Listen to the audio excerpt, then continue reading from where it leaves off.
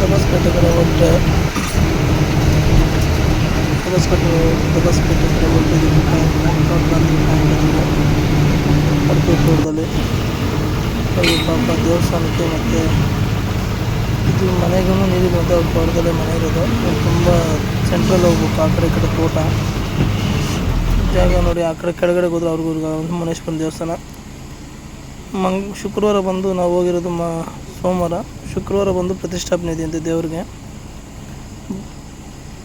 But ನಾವು ಹೋಗೋಕ್ಕಾಗಲ್ಲ, ಇರಲಿ. ನಮ್ಮ ಕಾರಲ್ಲೇ ಇದೆ ತೋಟ, ನೋಡ್ತಾ ಇದ್ರಲ್ಲ ನೀವೇ. ಅಲ್ಲಿಂದ ಬಂದು ಪಿ ಯು ಸಿ ಕೇಸಿಂಗ್ ಇತ್ತು, ಅದ್ರ ಒಳಗಡೆ ಪಿ ಯು ಸಿ ಕೇಸಿಂಗ್ ಹಾಕಿ ಪಿ ಯು ಸಿ ಕೇಸಿಂಗ್ ಎಲ್ಲ ತೆಗಿತಾಯಿದ್ದೀನಿ.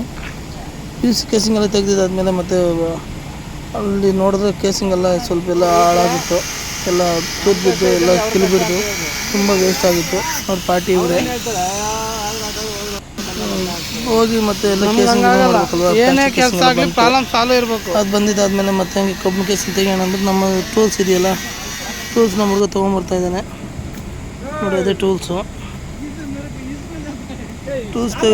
ಬಿಟ್ಟು ಮತ್ತೆ ಕೇಸಿಂಗ್ ತೆಗಿಬೇಕಲ್ವಾ ನೋಡಿ. ಕೇಸಿಂಗ್ ರಿಮೂವ್ ಮಾಡ್ತಾಯಿದ್ದೀವಿ. ಹಳೆ ಕೇಸಿಂಗ್ 120 ಅಡಿ ಇತ್ತಿದ್ರಲ್ಲಿ ಒಳಗಡೆ. ಹಳೆ ಕೇಸಿಂಗ್ ರಿಮೂವ್ ಮಾಡಿ ಮತ್ತೆ ಹೊಸ ಕೇಸಿಂಗ್ ಫಿಟ್ ಮಾಡಿ ಮತ್ತೆ ಪ್ರೆಸ್ಸಿಂಗ್ ಮಾಡಿಕೊಡ್ಬೇಕು ಬೋರವ್ರಿಗೆ. ಬಿಡ್ತಾಯಿದ್ರಿ, ಈಗ ತೆಗಿಬೇಕು. ಕೇಸಿಂಗ್ ನೋಡಿ ಅಲ್ಲೇ ಇದೆ, ಒಂಚೂರು ಕದಲ್ತಾ ಇದೆ.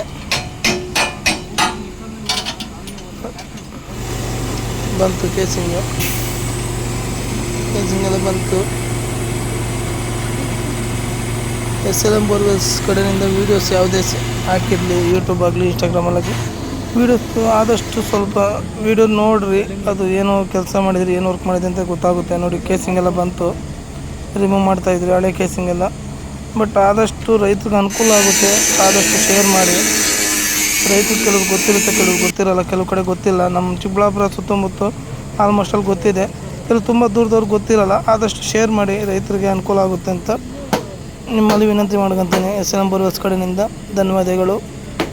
ಆದಷ್ಟು ಶೇರ್ ಮಾಡಿ, ರೈತರಿಗೆ ಅನುಕೂಲ ಆಗಲಿ ಅಂತ ನಾನು ರೈತರಿಗೆ ನಮ್ಮ ಯೂಟ್ಯೂಬ್ ಇವರಿಗೆಲ್ಲ ನಮಸ್ಕಾರ ಹೇಳ್ತಾ ನೋಡಿ. ಯಾವ ಥರ ಆಗಿದೆ ಕೇಸಿಂಗ್ ಅಂತ ನೀವೇ ನೋಡ್ತಾ ಇದ್ದೀರಿ.